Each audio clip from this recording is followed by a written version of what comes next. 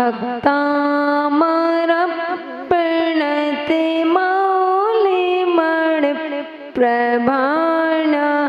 मुद्योतकं दलिते पापितमो वितान सम्यक् प्रणम्य जिनिपादयुगं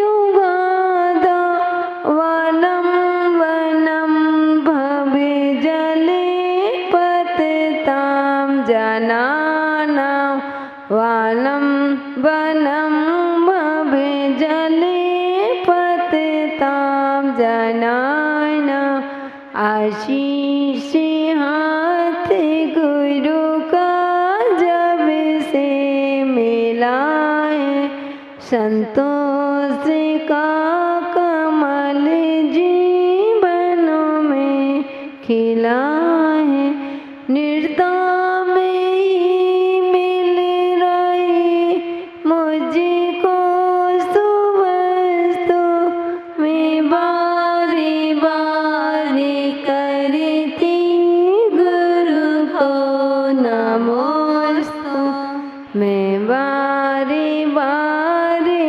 करती गुरु को नमोस्तु मैं बारी बारी करती गुरु को। जय बोलिए अनंतानंद शुद्ध परमेष्टि भगवान की, त्रिलोक पूज्य पंच परमेष्टि भगवान की, 1008 श्री देवादिदेव आदिनाथ भगवान की, 1008 ममसंग मूलाय श्री शांतिनाथ भगवान की, 1008 श्री चिंतामणि पार्शनाथ भगवान की, 1008 मूलायक भगवान महावीर स्वामी की, परम पूज्य आचार्य मन तुंग महाराज की, परम पूज्य आचार्य महावीर कीर्ति सागर जी महाराज की, परम पूज्य वात्सल दिवाकर आचार्य विमल सागर जी महाराज की, परम पूज्य आचार्य तपस्वी सम्राट सन्मत सागर जी महाराज की, मम दीक्षा गुरु परम पूज्य संत शिरोमणि आचार्य गुरुदेव 108 विराग सागर जी महामुनि राज की, परम पूज्य गणनीय कश्यपाश्मती माता जी की, अहिंसा में विश्व धर्म की, परम पुण्य समनीय गुरुमेशन विंदी श्री माता जी की। धर्म स्नेही प्यारे प्यारे भव्यात्माओं,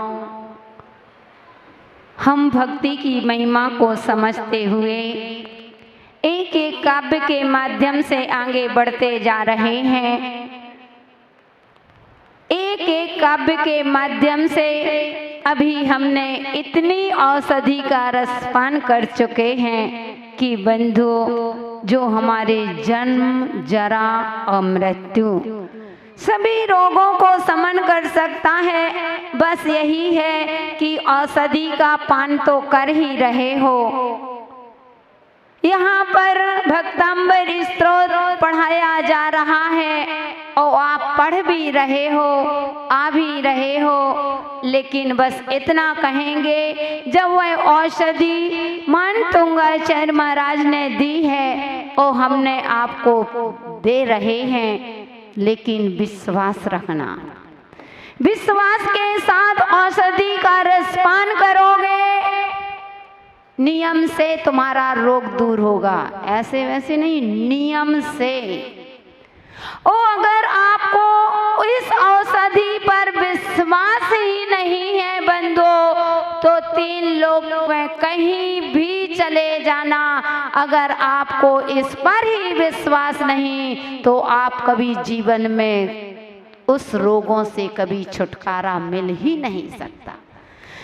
लौकिक डॉक्टर के पास जाते हो, जब उसके ऊपर आपको विश्वास होता है, तब कभी आपको वह औषधि फायदा करती है। औषधि आपके रोग को, बाहर के रोग को दूर करती है।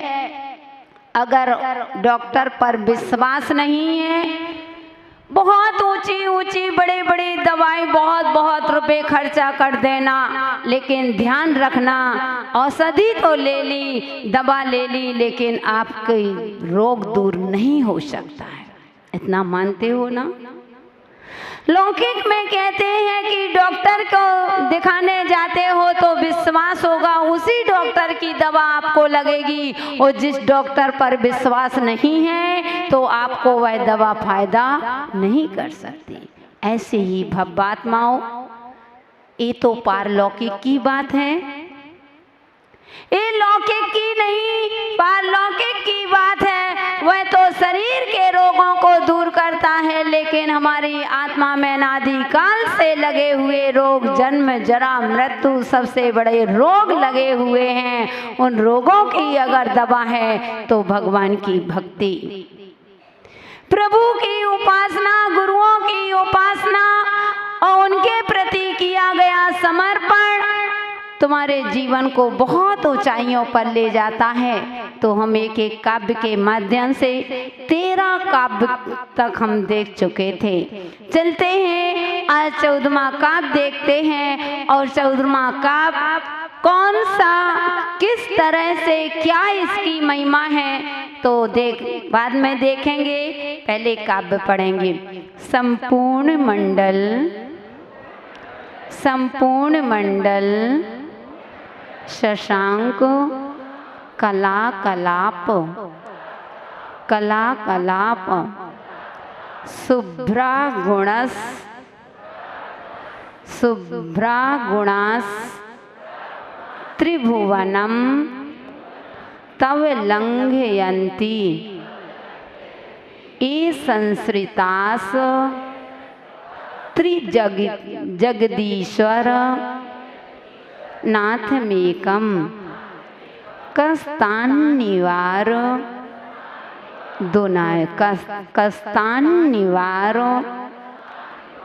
यति संचर तोयथेष्टम संपूर्ण मंडल शशांक कलाप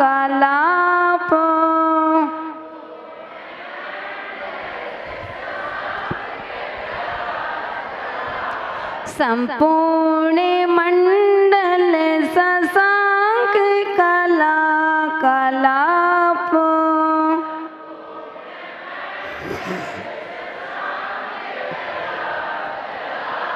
शुभ्रा गुणास्त्रिभुवनं तव लंघयन्ति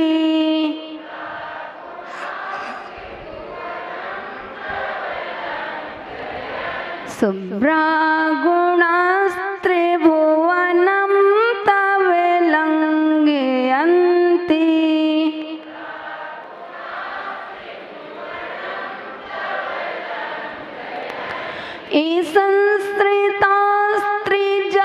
संस्कृतास्त्रिजगदीश्वर नाथमेकम्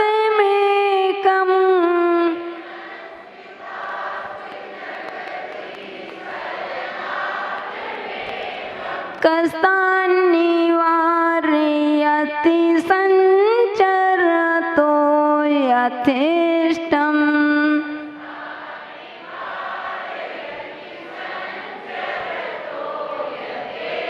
एक साथ पढ़ेंगे। संपूर्ण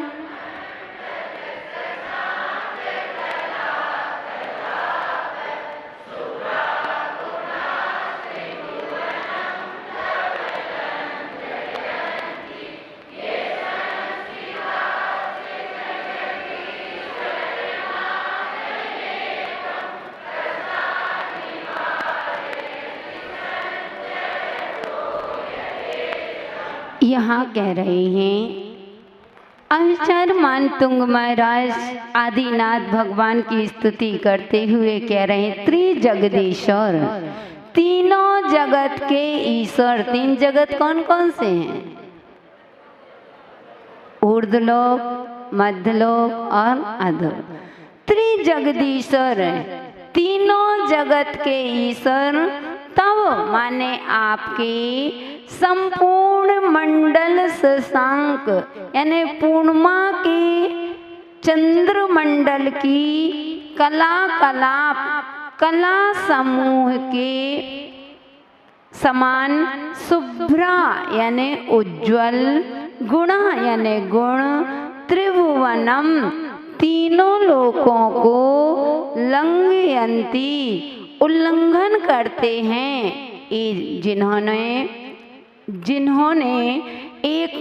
एकमात्र नाथम, आप जैसे स्वामी का संसृता यानी आश्रय लिया है, तान यानी उन्हें, यथेष्टम यानी स्वेच्छानुसार, संचरता विचरण करने से कहा माने कौन, निवार्यति रोक सकता है, अर्थात कोई नहीं।